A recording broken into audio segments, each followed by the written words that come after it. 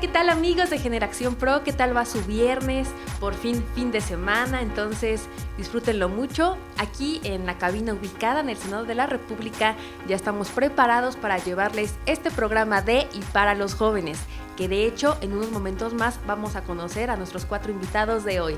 Les comento que el tema que veremos en Rifa o No Rifa es el que tiene que ver con la participación de los jóvenes en temas de asuntos públicos. Entonces quédense con nosotros, ya saben que también los invito a sintonizar las 3 señales del canal del Congreso, 45.1, 45.2 y 45.3, y también ya saben que me pueden escribir a través de mis redes sociales si es que gustan participar con nosotros o quieren que hablemos de algún tema en particular.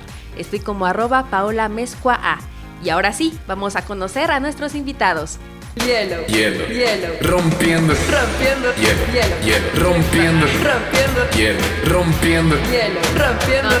hielo, rompiendo el hielo.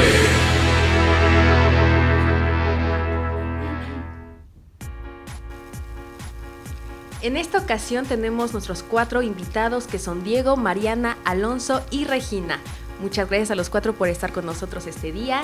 Diego, por favor, platícale a la audiencia de Generación Pro quién eres.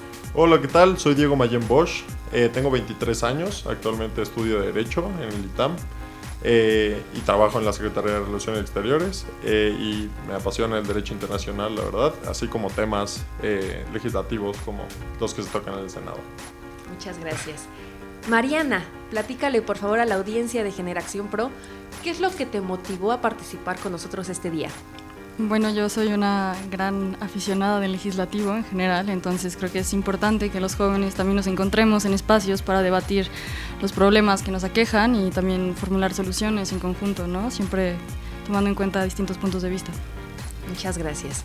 Alonso, platícale a la audiencia de Generación Pro cómo fue tu primer acercamiento con este mundo legislativo, con la política, por favor. Bueno, yo soy Alonso, tengo 23 años y mi primer acercamiento a la política y al parlamentarismo mexicano, desde luego se dio en la licenciatura. Yo estudio Derecho también en la Universidad Iberoamericana y desde ahí me apasioné por el derecho constitucional y específicamente por el poder legislativo. Muchas gracias. Regina, platícale a la audiencia cuáles son tus aspiraciones, tus sueños. Hola, yo soy Regina, tengo 23, igual que Alonso, estudié Derecho en la Universidad Iberoamericana. Mis aspiraciones son en lo particular en el Derecho Internacional. Estoy preparándome para ir a una maestría al extranjero y poder regresar a México con todas estas herramientas y poder contribuir a un país mejor desde mi trinchera. Muchas gracias a los 4. Ya pudieron escuchar allá en casa que son 4 chicos comprometidos con nuestro país. Entonces ahorita vamos a tratar un tema muy importante en la sección Rifa o No Rifa, así que quédense aquí. ¿Rifa? Rifa. ¿O no rifa? Rifa. ¿O no rifa? Rifa. Rifa. Rifa. Rifa. Rifa. ¿Rifa o no rifa? Pues en esta ocasión el tema que nos compete es el que tiene que ver con esta participación juvenil en temas de asuntos públicos.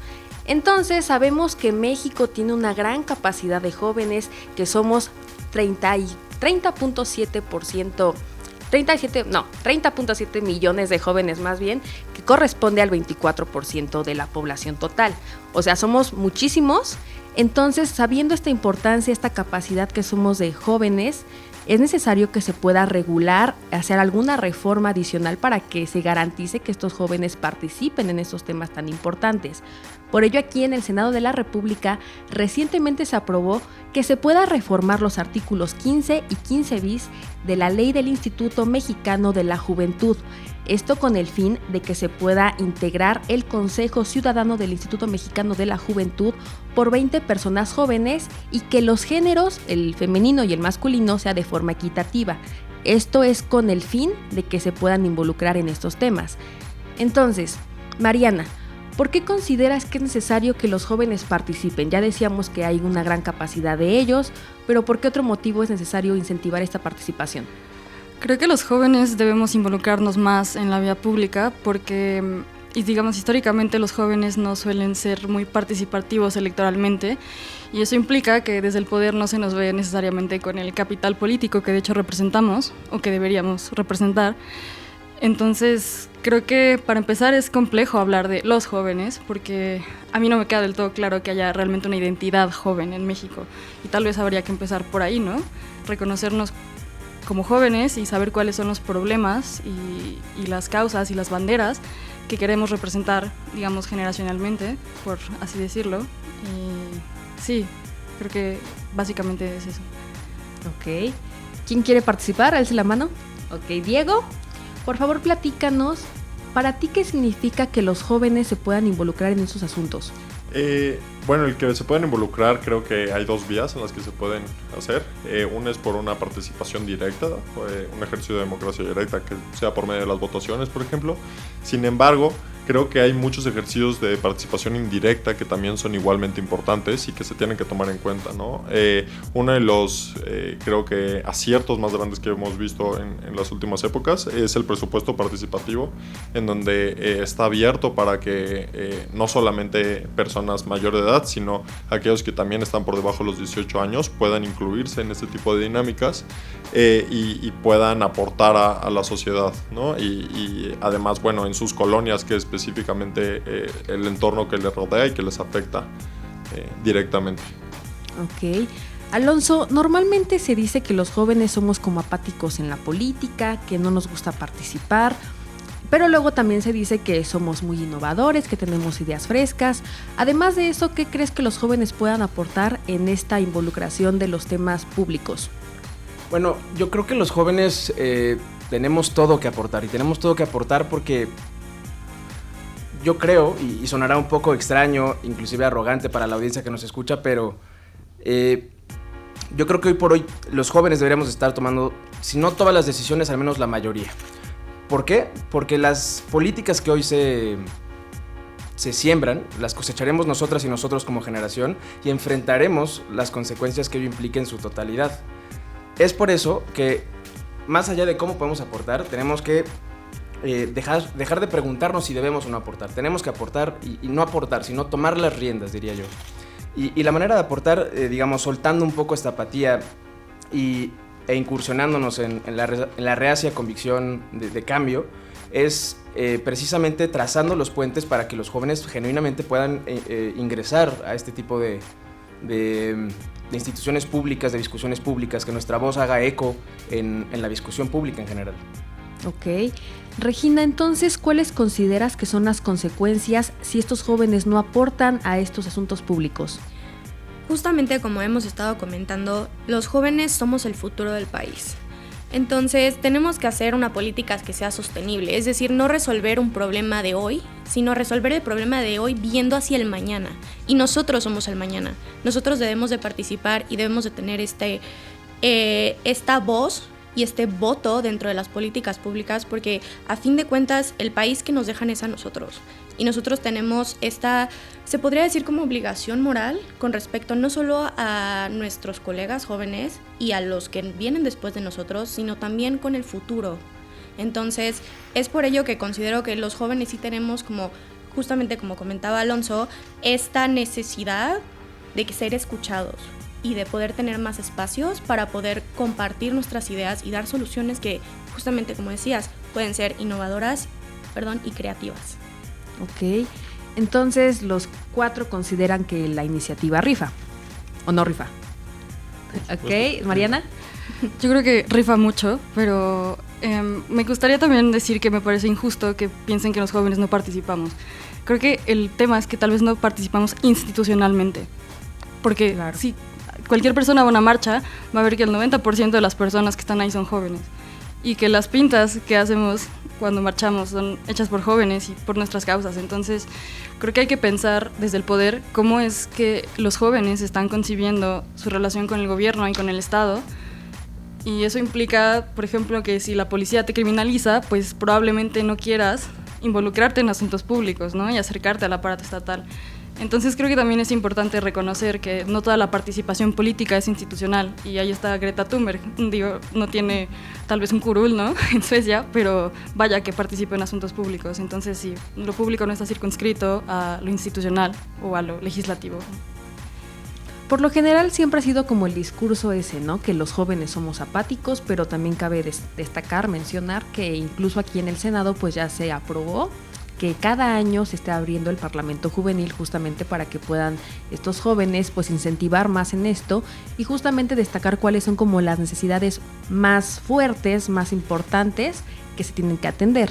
En el caso pasado del 2022 pues realmente las iniciativas que presentaban eran en materia de trabajo, porque lo mismo, por ser jóvenes se considera que no tienen tanta experiencia y por ello no pueden como ejercer algún cargo popular, ¿no?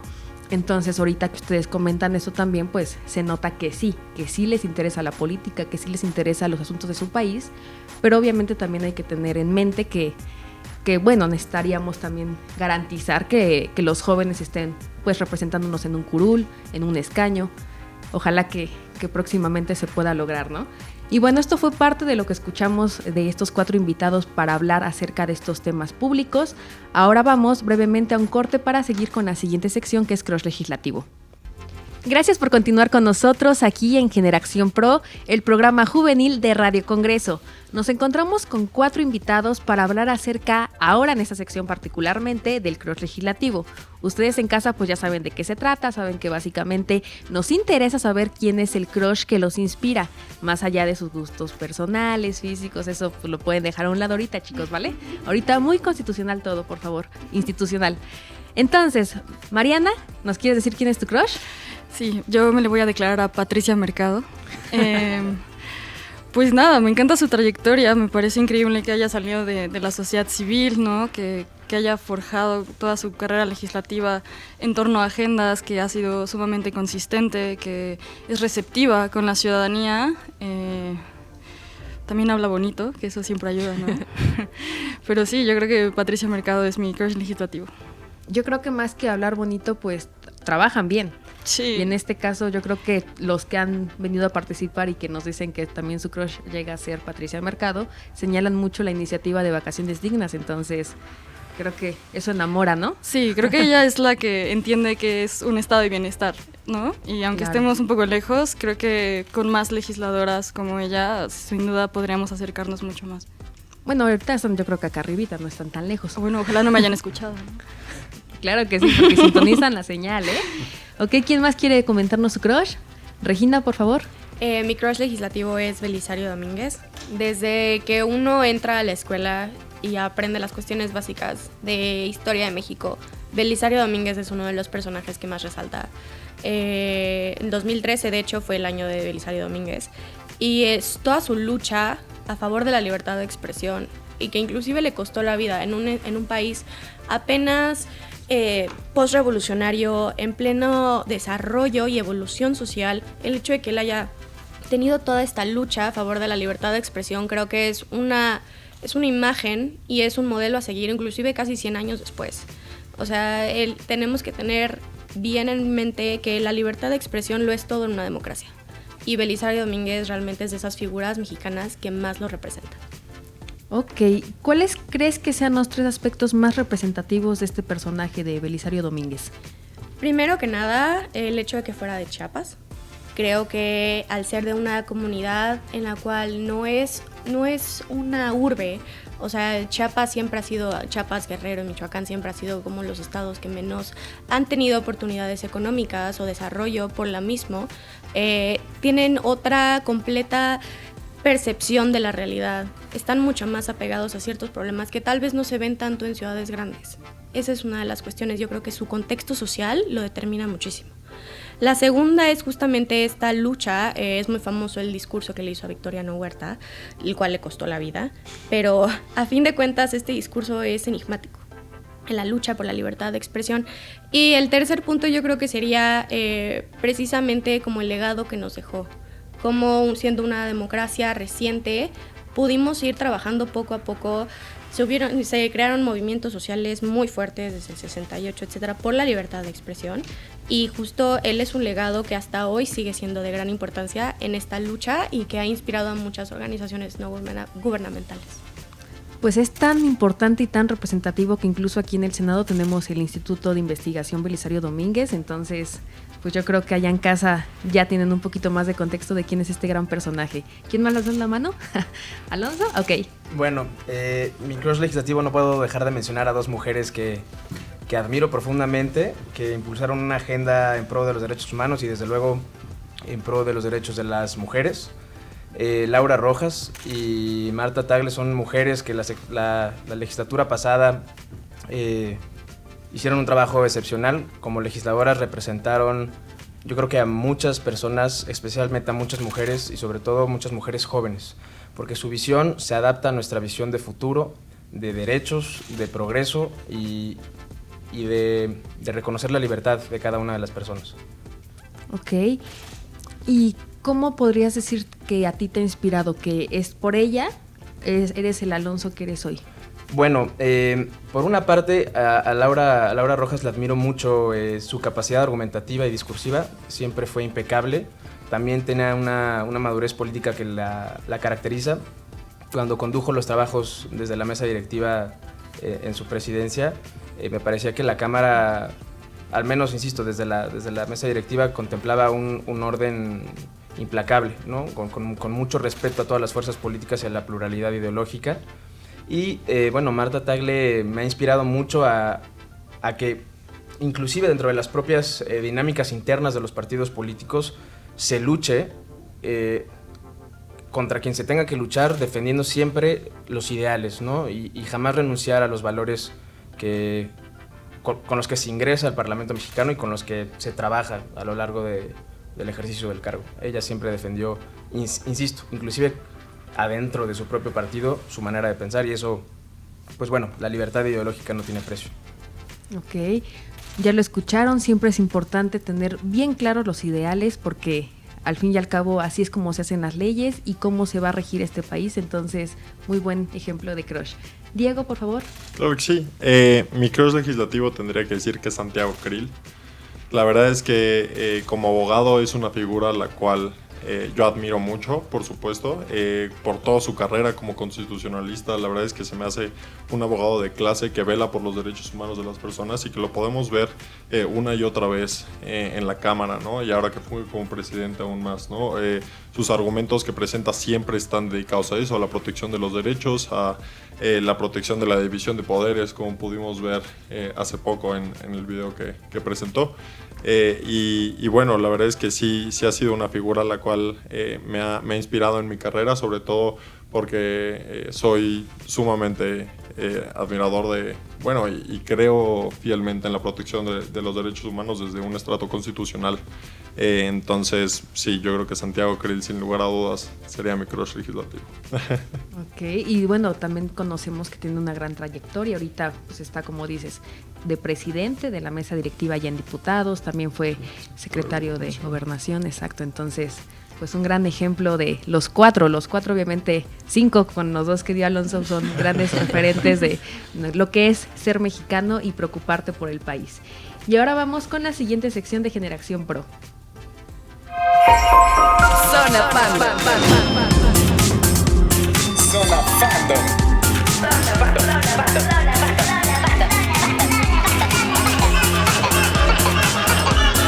Zona Fandom.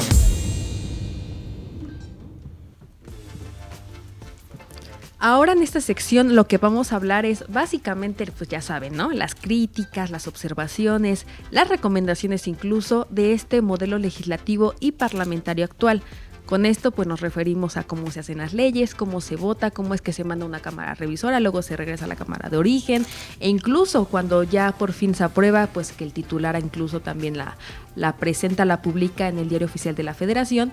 Y referente a lo parlamentario, pues incluso estos ejercicios que se hacen aquí en el Senado, por ejemplo el Parlamento Juvenil, los parlamentos abiertos, los foros, esta manera de cómo se crea una ley, para ustedes qué significa y qué se podría hacer para que esto sea mejor. Diego, te vi con cara de que quieres participar. Claro que sí. Bueno, yo la crítica principal que haría es que debe haber una mayor, yo creo que ponderación en el momento en el cual se aprueba una ley, como podemos ver en las reformas, bueno, en varias de las últimas reformas que se han procesado. se ha hecho un proceso, digámosle, express, en el cual por la existencia de una mayoría legislativa es mucho más fácil que ciertas reformas propulsadas, digamos, desde el Ejecutivo, desde otras instancias, puedan pasar con mucho mayor rapidez de lo que en verdad debería, ¿no? Me parece que el proceso legislativo es crucial, que haya un proceso de diálogo, un dictamen técnico de cada uno de los temas, ¿no? Que se presente, pues sí, que haya un estudio minucioso del tema que se va a tomar, porque pues no son temas chicos, como todos sabemos, ¿no? Son temas que nos van a afectar a todos y que además van a tener repercusiones a largo plazo. Entonces me parece sumamente importante que se establezcan a lo mejor periodos por medio de leyes, los cuales se reglamente específicamente cómo y cuándo se debe de pasar a discusión una ley, para que realmente se entienda que tuvo este proceso dialéctico y no simplemente que fue por la instrucción de algún superior o de alguna figura pública, ¿no? ¿Y cómo se podría garantizar que sí se respeten estos tiempos? Me parece que sobre todo a la hora de poder hacer los dictámenes técnicos deberían de tener un periodo en el cual se establezca, ¿no? Digamos un periodo de, no sé, 15 días en los cuales se discuta arduamente dentro de este dictamen cómo es que va a afectar la reforma que se vaya a discutir en ese momento dentro de lo público, ¿no? Y pues bueno, como pudimos ver en la última reforma electoral, por ejemplo, en el Plan B que ahorita está en auge, ese dictamen técnico se pasó en una noche, ¿no? O sea, en el transcurso de, me parece que fueron 3 horas, si no mal recuerdo. Entonces, pues por supuesto, 3 horas no me parece suficiente como para que se pueda llegar a discutir a fondo cómo es que va a repercutir este tipo de temas en la esfera pública. Hay de todo, porque así como se tardaron 3 horas, luego ni llegan a pasar estos dictámenes. Sí. Regina, me dicen en cabina que te pregunte a ti, entonces, ¿cuál es tu observación o recomendación? Justamente de la mano con lo que estaba comentando Diego, dentro del proceso de la creación de una ley, yo creo que es muy importante tocar tierra con las comunidades que van a ser afectadas por dicha ley. Es decir, o sea, no solamente discutir desde tu posición privilegiada o desde tu posición de poder, sino realmente acercarte con las personas que van a resentir el impacto de esa ley. O sea, el ver por qué supongamos, una ley de salud, acercarte a los técnicos, especialistas, a los doctores, a las doctoras, cómo es que esta ley les va a beneficiar o cómo les va a perjudicar o qué podrían hacer para lograr un mejor impacto. Yo creo que seguramente sí hay estos procesos, pero creo que debería hacerse como mucho más público, que la gente tenga acceso a ver estos diálogos y cómo se realizan estas leyes, que a fin de cuentas es para su beneficio. No olvidemos que los senadores, los diputados, las senadoras y las diputadas están trabajando para el pueblo. Y justamente el pueblo creo que debería de tener más acceso a ver estas discusiones y estos diálogos en los cuales se ve por su bien, tocando tierra justamente con las personas que van a resentir la ley. Entonces, pues básicamente esa sería como mi propuesta. Bueno, las personas pueden ver cómo se discuten estos temas, porque pues aquí en el canal del Congreso siempre lo estamos transmitiendo, y sin cortes y sin ediciones. Sí. Pero bueno, ¿cómo se podría garantizar que estas personas participen en estas leyes? Exactamente, o sea, no sería tanto la discusión entre los senadores, sino más bien como las conversaciones que tienen los mismos senadores con la comunidad. O sea, no tanto entre ellos, sino, o sea, cómo yo puedo tomar una decisión sin no saber lo que está pasando allá afuera. Entonces, prácticamente sería como para cada dictamen que se apruebe, necesitan hacer antes como un parlamento abierto o foros. Exactamente, como foros de discusión en los cuales también la población pueda tener, o sea, población obviamente que esté especializada o que tenga conocimiento en el tema que pueda aportar. Claro, hay algunos que se hacen, pero no para todas las leyes, entonces, para que lo tomen en cuenta los legisladores que nos sintonizan. ¿Quién quiere hablar? Alonso. Ok, Alonso, sí, dice Mariana que Alonso, entonces Alonso, por favor. Bueno, yo la verdad venía pensando en una crítica muy puntual respecto del artículo 71 constitucional que prevé quiénes tienen facultad de iniciativa de ley. Y bueno, la última fracción, la Constitución faculta a la ciudadanía a poder presentar iniciativas de ley siempre y cuando se reúnan el 0.13% de la lista nominal de electores. Probablemente nuestra audiencia diga, pues el 0.13% no es tanto, ¿no? Yo creo que sí se podría hacer. realmente cuando ya se convierte en términos reales, en números reales, tomando en consideración la lista nominal de electores, es un número importante de firmas para recabar. Más o menos un aproximado. En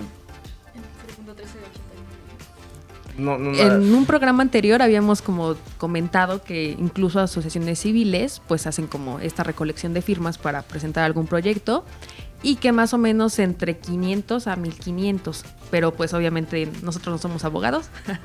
Entonces por eso te preguntaba a ti, Alonso, más o menos como cuánto le calcularías. No lo sé, pero lo que sí he podido recabar es que muchas personas desde la sociedad civil se ha intentado mucho y es una traba, digamos, formal que obstaculiza de alguna forma la participación ciudadana, al menos en la creación de leyes. Okay. Y yo lo que también quisiera resaltar es que imaginemos que se reúnen las firmas, una vez presentada la iniciativa, nada garantiza, o sea, no hay nada después que garantice que se le dé un trámite, tal vez no rápido, porque los tiempos parlamentarios varían y obedecen inercias políticas, pero no hay nada que garantice que una vez presentada la iniciativa se le dé un trámite ágil. Es decir, que no se congelen comisiones, que se discuta genuinamente, que sea un tema que las y los legisladores tengan que abocarse a él y bueno, no necesariamente aprobarlo, pero al final de cuentas que sea materia de discusión parlamentaria. Yo creo que eso es algo importante a resaltar, que nuestro diseño constitucional, digamos, en términos parlamentarios creo que es sólido, pero como este tipo de cuestiones creo que son perfectibles. Claro que sí. Y en este caso, ¿qué se podría hacer para que, no sé, esta iniciativa que se presente por alguna asociación civil, por algún grupo de personas, no sé, que se canalice con algún senador, con algún diputado, o cuál sería como alguna propuesta para que esto ya no esté pasando, ¿no? Yo consideraría que habría que reglamentar los tiempos. Okay. Habría que reglamentar los tiempos para que cuando, o sea, partiendo de la premisa de que la ciudadanía ya se enfrenta a este obstáculo formal de recabar firmas para poder presentar la iniciativa, una vez que se logre subsanar ese requisito, que el trámite de la Cámara tenga una especie de trámite preferente. Y preferente no en el sentido de que se suspendan todas las labores legislativas y se privilegien las iniciativas ciudadanas, no es el caso o lo que propongo, pero sí que los plazos estén bien determinados precisamente para evitar este tipo de burocracia, ¿no? Para evitar este tipo de retrasos que muchas veces también por eso hablábamos de la apatía de la ciudadanía. Claro. La ciudadanía cuando quiere involucrarse en los asuntos públicos se enfrenta a recabar quién sabe cuántas firmas y después pues probablemente al olvido de su iniciativa, si me permiten la expresión. Entonces, reglamentar un poco los plazos para obligar a que las dinámicas interparlamentarias le respondan de buena manera a la ciudadanía que está queriendo formar parte de la discusión pública. Ya lo escucharon, senadores, diputados, no dejen esto en el congelador, por favor. Y creo que Mariana tenía la cifra ahí más o menos aproximada, 1,200. Entonces, ¿qué sería la propuesta que tú harías o la observación para este modelo legislativo y parlamentario? Pues creo que 2018 fue un año particular para el legislativo porque puso sobre la mesa de nuevo que implicaban las supermayorías, ¿no? Para el sistema. Y pues también como que implicaría tener un partido hegemónico, ¿no? Bueno, ya desde una perspectiva más como de ciencia política.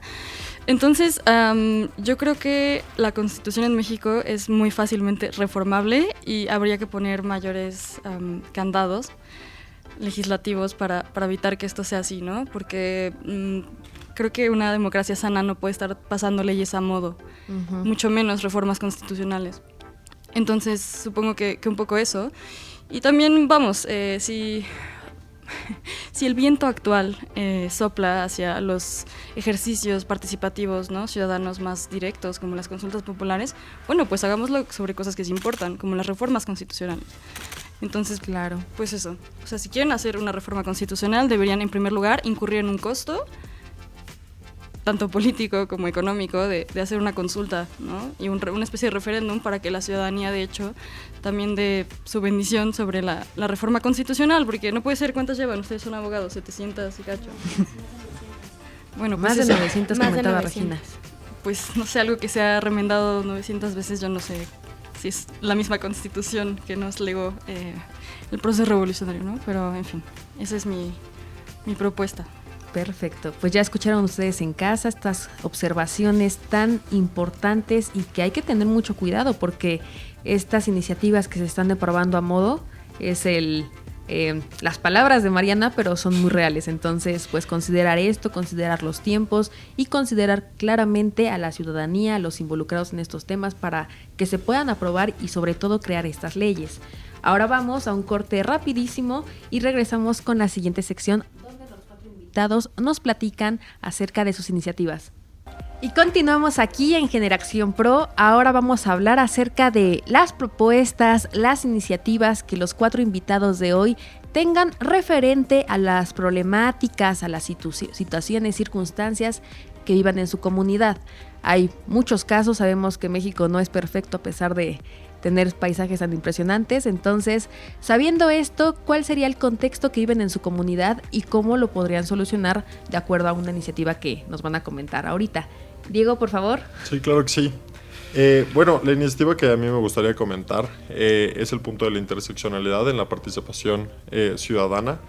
Como hablábamos al principio de la transmisión, no solamente los jóvenes, sino podemos ver muchas diferentes partes de la población las cuales no tienen un oído y no tienen una voz que puedan producir para que llegue a este tipo de instancias, ¿no? Al Senado, al Congreso.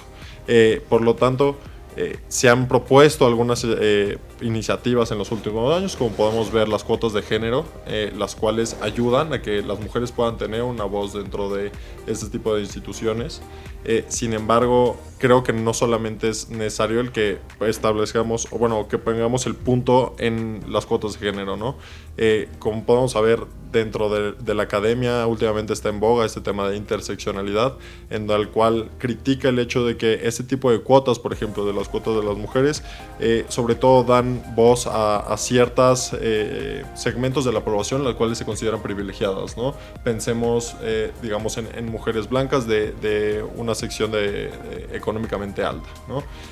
Por lo tanto, creo que también es necesario que se establezcan este tipo de cuotas para otros tipos de población, digamos, para que entonces personas de un tipo de tez distinta, que no tengan la misma capacidad económica, también puedan ser escuchadas dentro de este foro público, y así escuchemos sus necesidades y podemos atenderlas directamente. Abarcando el tema, también se podría establecer esto para cuotas de jóvenes, en las cuales se establezca ciertas participación justamente de personas, digamos, de menores de 29 años, entre 18 y 29, las cuales ayudarían muchísimo a poder que las preocupaciones que van a afectar a las generaciones futuras puedan ser escuchadas dentro del Senado en este caso, y así se les pueda dar, pues como decía Alonso, cierta participación y cierto seguimiento dentro de estos procesos legislativos.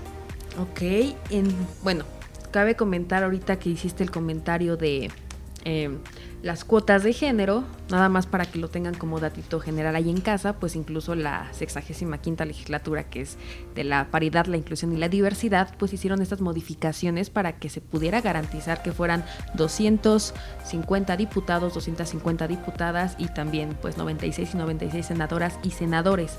Entonces suena muy interesante la idea. En este caso, bueno, fue particularmente para los grupos plurinominales que se hicieran estas cuotas.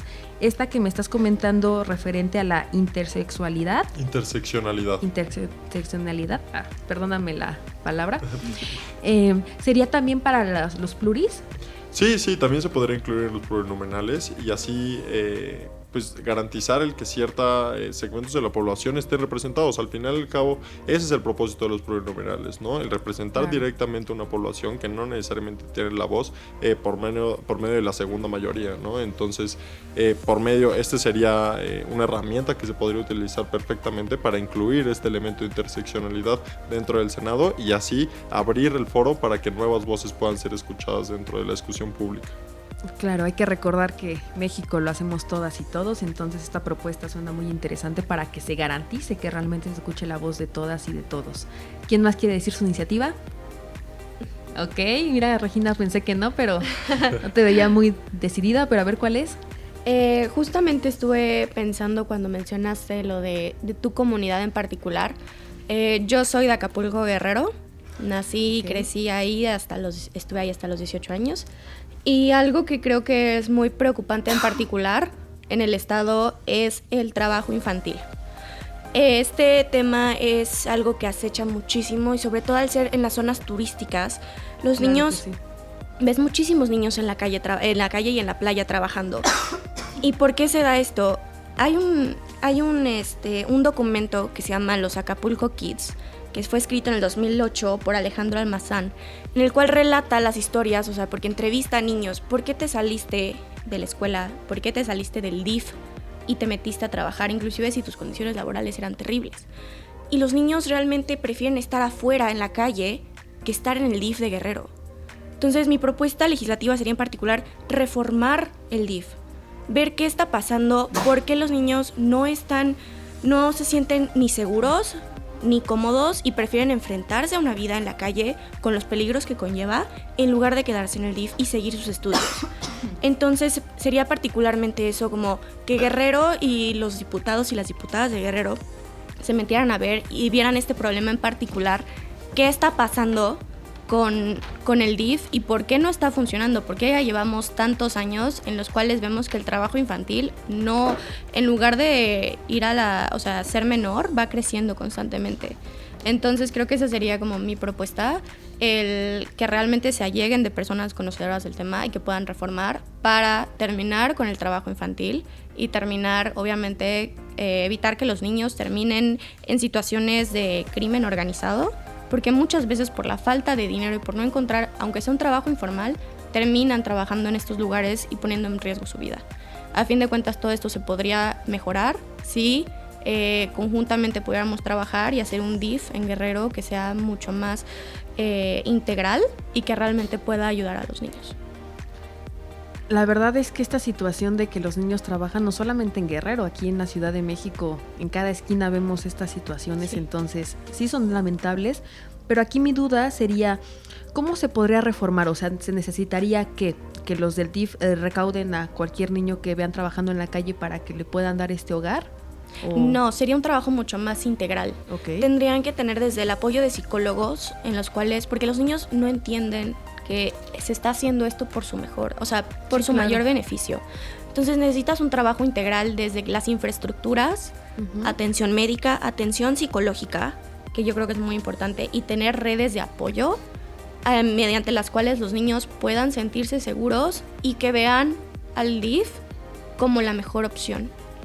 Y, o sea, yo creo que justamente es esto, el cambiar la perspectiva que tienen y la perspectiva que tenemos todos, o sea, en particular yo puedo hablar del DIF de Guerrero, de cómo, o sea, es increíble que los niños escapen. Literalmente los niños escapan. Entonces, y todo esto viene en el documento que les comparto, los Acapulco Kids. Y entonces justamente tenemos que reformar desde un punto de vista integral y sobre todo de ayuda psicológica. Claro, se necesita estar muy consciente de que esto es un beneficio para ellos, como bien comentas, que sea su mejor opción. Y mira qué interesante que se les pueda dar un mejor futuro si lo aceptan también, ¿verdad? No se les puede obligar, así es. Pero se les debe de dar esta conciencia de que es una mejor opción. Ok, Marianita, por favor, tu iniciativa. Claro que sí. Bueno, yo soy una persona que está muy preocupada por la seguridad alimentaria global, ¿no? Como un poco desde mi trinchera. Y justo hablo de un problema que no es de mi comunidad y no debería serlo de ninguna, que es la pobreza alimentaria, ¿no? Entonces, para 2018 en México había 23.5 millones de personas en México en pobreza alimentaria, que sabemos que se recrudeció tras la pandemia.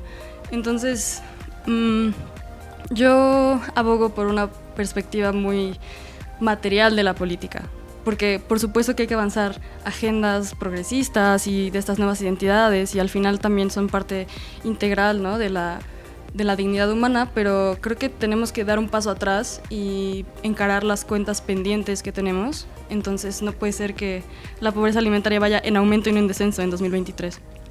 Y en ese sentido creo que se debería de formar tal vez alguna Secretaría de Estado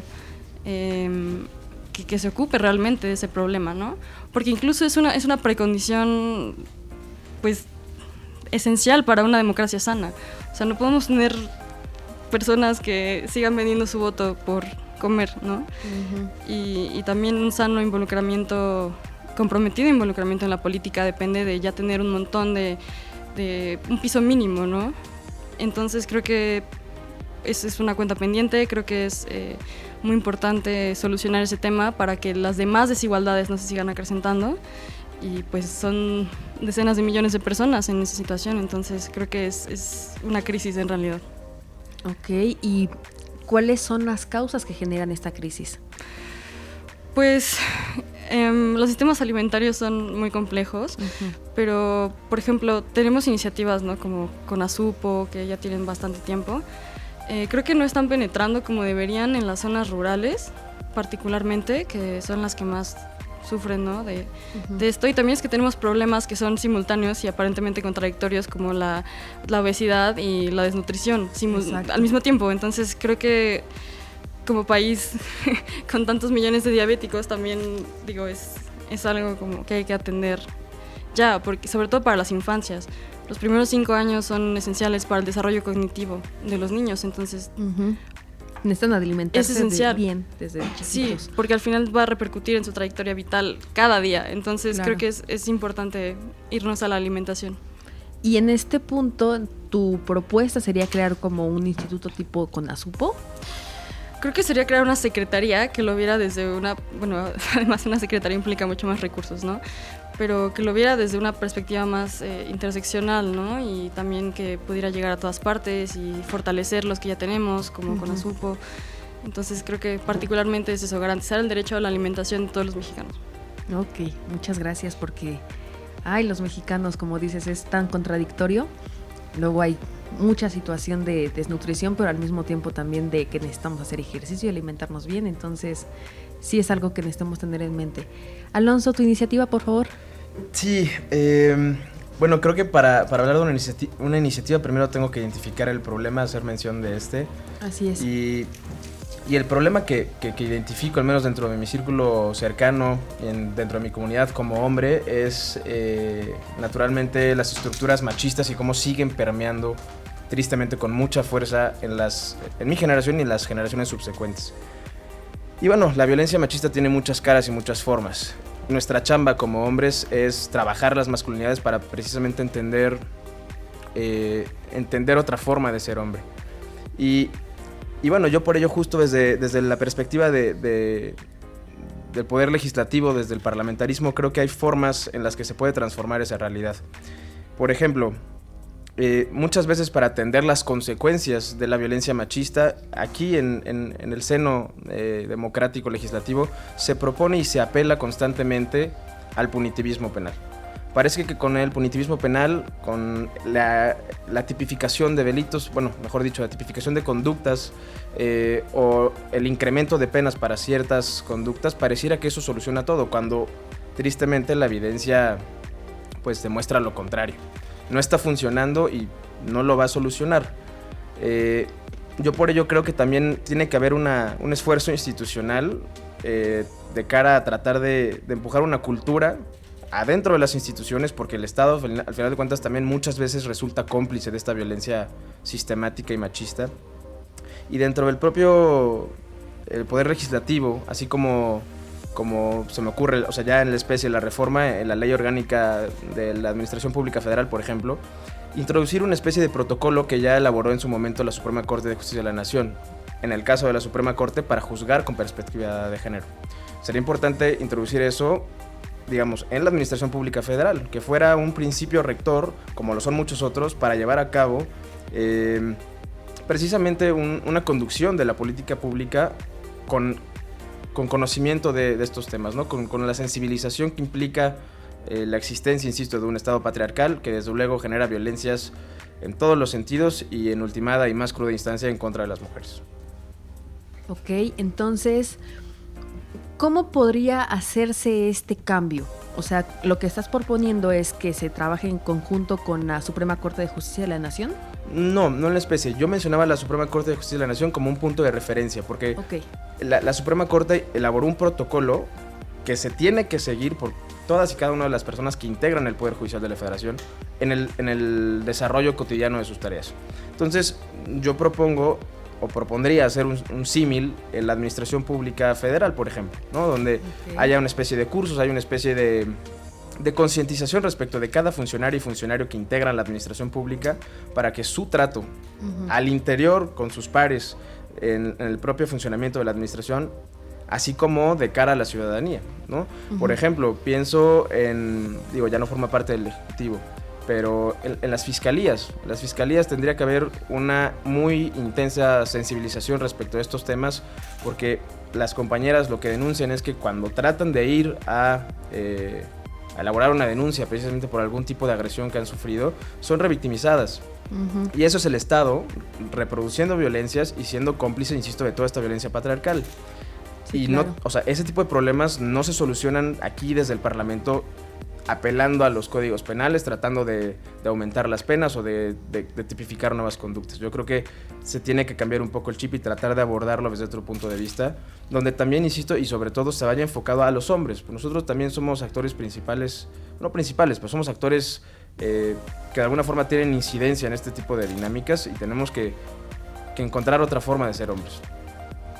Qué buen mensaje, hay que encontrar otra manera de ser hombres, no necesario que sean tan machistas y sobre todo que minimicen a la mujer. Aquí, por palabras de un hombre, hay que buscar estas formas. Obviamente todo empieza desde casa, la educación, pero en este caso, pues si ya están más grandes y no los educan en su casa o no los educaron, pues que entonces se encargue el Ejecutivo Federal justamente de dar esta capacitación, como ya comentabas, para que la Administración Pública Federal tenga esta bandera de no violencia y sobre todo de una perspectiva de género en cada una de sus acciones, y como también comenta Alonso, pues hasta las fiscalías que son los que cometen esta violencia institucional contra las mujeres también, que no consideran su punto de vista adecuado, que incluso la señalan. Entonces, pues ya escuchamos estas 4 iniciativas. Regina nos comentaba acerca de esta necesidad de que se pueda reformar el DIF para que se acaben estos niños vendedores en las calles. Mariana, pues también por su parte nos comentaba la necesidad de crear secretarías para acabar con la pobreza alimentaria. Y Diego también acerca de esta cuota de interdireccionalidad. ¿Qué? A ver si me prenden el micrófono de Diego para que nos diga. Sí, interseccionalidad. Interseccionalidad, ok, sí, que son por las áreas, por las personas. Ok, para que se escuche la voz de todas y de todos, la iniciativa de Diego es la que tiene esto que ver. Entonces, jóvenes, brevemente, ¿pueden decirme cuál sería la iniciativa que aprobarían si estuviéramos en el pleno hoy? ¿O no? Mariana, ¿por cuál votarías? Por la mía, por supuesto. Ok, muy buen argumento porque es la tuya. Sí. Diego, ¿tú por cuál votarías? La verdad es que votaría por la de Alonso, sobre todo porque tiene un punto, un enfoque mucho más puntualizado de cómo se puede atacar ese tipo de machismo y de violencia de género, y además es un tema que está completamente en boga actualmente. Entonces sí, yo votaría por la de Alonso. Ok. Regina, ¿por cuál votarías? Yo también creo que le daría mi voto a la de Alonso, justamente, y ahorita que se viene el 8 de marzo, Claro. ya está a nada. Yo también creo que es súper necesario combatir toda la violencia de género. Ok, y Alonso vota por la de él. No. Hombre, les agradezco el voto, pero no. A mí creo que las iniciativas pueden tener una especie de puntos de encuentro, y escuchando la de Diego, la verdad yo creo que pues tiene mucho que ver con la iniciativa que yo proponía. O sea, la cuestión de interseccionalidad implica reconocer que no todas las mujeres que son violentadas se ubican en el mismo contexto, ¿no? Atraviesan una serie de contextos, de procesos sociológicos que terminan por agravar o aminorar de alguna forma las violencias a las que se enfrentan, ¿no? Entonces yo creo que la interseccionalidad en cualquiera de las propuestas que se mencionaron es indispensable, precisamente para entender que no son casos rígidos, o sea, los casos concretos, si bien son concretos, pero digamos la norma tiene que ser general. Entonces, al final de cuentas, la interseccionalidad lo que permite es entender que no todos los casos que se presentan vienen con el mismo antecedente, ¿no? De alguna forma. Y bueno, también la verdad es que no me puedo decidir porque las dos iniciativas, tanto de Regina como de Mariana, persiguen un fin muy loable, un fin humano, y que bueno, yo también en mi afición en la promoción y defensa de los derechos humanos me parece que son también iniciativas muy, muy dignas de ser aprobadas. Yo considero que obviamente todas deben de aprobarse, pero pues así son las leyes, así se hacen aquí en el Pleno, en el Senado, entonces pues no se votan todas, no se aprueban todas. Por eso les decía, si se pudiera, pues cuál sería la aprobatoria, ¿no? Y bueno, mencionando también la palabra que ya me tiene que salir ahora sí, interseccionalidad, pues comenta bien Diego que pues obviamente es para acabar más que nada con la discriminación como en general, con todos los grupos vulnerables. Entonces, pues yo creo que también daría mi voto ahí. Yo sé que yo no cuento, pero ahí está. Y ahora vamos rápidamente, brevemente con la siguiente sección, con la última sección de Generación Pro. La última y nos vamos. La última. Y nos vamos. La última y nos vamos. Generación Pro. Nos vamos, nos vamos, nos vamos, nos vamos. La última y nos vamos. Pues ustedes ya saben de qué se trata esta sección, es cuando nuestros 4 invitados agarran su vasito. Bueno, no tienen vasito todos, pero si lo tuvieran, es un mensaje final para despedir a la audiencia, para mandárselo a los legisladores que obviamente están bien al pendiente de la señal del canal del Congreso y de Radio Congreso, y pues a su familia o amigos si quieren. Entonces, ¿quién inicia con el mensaje de salida? Dicen que Alonso, entonces, por favor. Me tocó a mí. Bueno, de entrada, muchas gracias, Paula, por recibirnos en tu espacio. Gracias a todo el equipo que hace posible esto. Gracias a Diego, a Mariana y a Regina por acompañarme en esta mesa. Y bueno, específicamente a aquellas y aquellos legisladores que nos están escuchando, yo, con respeto, pero no por ello con menos sinceridad y con seriedad, les digo, tengan aspiraciones sociales, no políticas, no persigan una carrera política, sino persigan el bien común, y de esa forma el Estado genuinamente va a funcionar como en algún momento se ideó, y de esa forma poder conseguir la dignidad de todas y cada una de las personas. Gracias a ti, Alonso, por haber invitado a Mariana, Diego y Regina. ¿Quién va a ser el siguiente en darnos su mensaje? No se peleen, por favor. Diego dice que él. Claro que sí. Bueno, igualmente, muchas gracias a todos y a todas por esta oportunidad. La verdad es que es un espacio sumamente útil para que personas jóvenes como nosotros puedan otorgar su voz y puedan ser escuchadas en este tipo de espacios, y sobre todo ante el Senado, ante la Cámara en general. Y bueno, y mi mensaje simplemente sería muy parecido en la línea a la que va Alonso, el hecho de un recuerdo a nuestros diputados y bueno, también a nuestros senadores de su propósito, ¿no? Y de realmente la tarea que desempeñan cada quien dentro de su curul, que es el representar a la población, ¿no? Creo que si realmente esa fuera una tarea a la cual se dedicaran con empeño, no sería necesario este tipo de discusiones como la interseccionalidad. Ya no la voy a volver a repetir. Gracias a que cada una de las personas que integran nuestro país podría ser realmente representada en esas instancias, ¿no? Y no se necesitaría esta conciencia de género, de clase, de cualquier otra que pueda, bueno, de edad, ya que estamos en el tema. Entonces sí, yo creo que justamente sería mi despedida, ¿no? El hecho de recordarles que, pues sí, su vocación es justamente el poder representarnos, y entonces que realmente se dediquen a eso y que puedan escuchar a la población en las diferentes instancias, ¿no? Claro, a todos los habitantes, a todas las mexicanas, mexicanos que participen. Mariana, por favor, tu mensaje. Bueno, pues la verdad tal vez sea un poco repetitivo y no creo poderlo decirlo más claro ni más fuerte, así que lo digo una vez más. Recuerden por qué están aquí y recuerden para quién trabajan. Buenísimo. Yo solo conocí el Senado por fuera en una manifestación contra la militarización. Éramos 30 personas, estaba lloviendo y se fueron 15. Y una de nuestras consignas era como, senador no sea traidor, entonces, pues, poco diplomático, pero muy sincero. Ese es mi cierre. ¿Y ya estando aquí, cambiaste de opinión? Pues no sé, a ver que me demuestren cómo legislan esta semana. A ver si sí escuchan el canal, el Congreso. Ok. Regina, por favor. Primero que nada, agradeciéndote a ti, Paola, a Alonso por la invitación, a todas y a todos por su participación en el programa. Mi mensaje sería principalmente 2 puntos. El primero es justamente el tema que tocamos hoy, la participación de los jóvenes. Y lo que le podría decir a las y los senadores sería que nos den espacios, que nos escuchen, porque tenemos mucho que decir. Y el segundo mensaje sería más por la misma tesitura de lo que decía Alonso, de lo que comentaba también Diego y Mariana, repitiendo que tengan en mente los derechos humanos, que tengan en mente a las minorías, que tengan en mente a los grupos vulnerables, que nos tengan en mente a las mujeres y que tengan en mente que son representantes y que son, a fin de cuentas, tienen el honor de haber sido elegidos por el pueblo.